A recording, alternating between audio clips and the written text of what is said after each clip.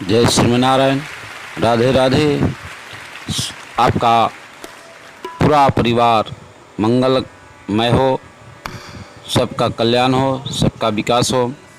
आइए, हम सभी जानते हैं कि हम लोग आरती क्यों करते हैं, आरती क्या है और कैसे करनी चाहिए, इसके बारे में थोड़ा आप विस्तार से समझें। आरती को आरार्तिक का अथवा आरतिका और निरांजन भी कहा जाता है। पूजा के अंत में आरती की जाती है।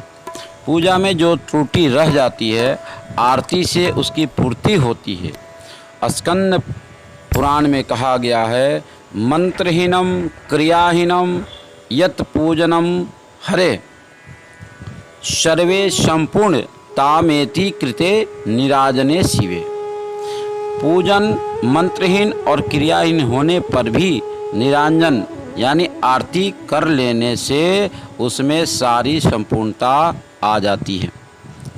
आरती में पहले मूल मंत्र भगवान या जिस देवता का जिस मंत्र से पूजन किया गया हो, उस मंत्र के द्वारा 3 बार पुष्पांजलि देनी चाहिए और ढोल नगाड़े शंख घड़ियाल आदि महावाद्यों से तथा जय जयकार के शब्दों से साथ जो है शुभ पात्र में धृत या कपूर से विषम की संख्या में अनेक बत्तियां जला करके आरती करनी चाहिए।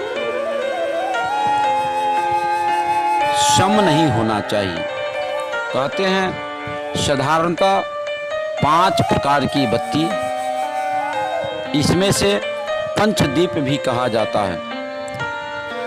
1, 7 या उससे अधिक बत्तियां से आरती की जाती है। कुमकुम अगर चंदन रुई और घी अथवा धूप की 5 या 7 बत्तियां बना करके शंख घंटा आदि बजाते हुए आरती करनी चाहिए। आरती के 5 अंग होते हैं।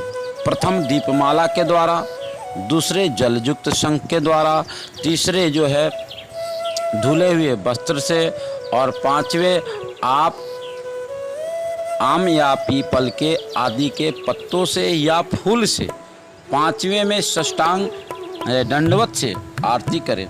आरती उतारते समय सर्वप्रथम भगवान की प्रतिमा के चरणों में उसे 4 बार घुमाएं, 2 बार नाभि मंडल में, 1 बार भगवान की प्रतिमा के मुखारविंद पर और पूरे शरीर जो है 7 बार घुमा करके आरती उतारनी चाहिए। आरती पूजन के अंत में इष्ट देवता की प्रसन्नता के हेतु की जाती है। इसमें अपने इष्ट देव को दीपक दिखाने के साथ ही उसका स्तवन तथा गुणगान भी किया जाता है। इसलिए कहते हैं आरती अपने प्रभु के प्रसन्न करने के लिए, यानी अपने प्रभु के ऊपर अगर कोई कष्ट आता है तो उसको कष्ट को वार अपने ऊपर लेने के लिए, जैसे माँ अपने बच्चे को जो है खूब अच्छी तरह सजाती है, धुलाती है और पुनः उसको खूब श्रृंगार करती है, तो उसके हृदय में रहता है कि हमारे बच्चे के ऊपर जो भी कष्ट आवे तो उसको हम स्वीकार कर लेवे।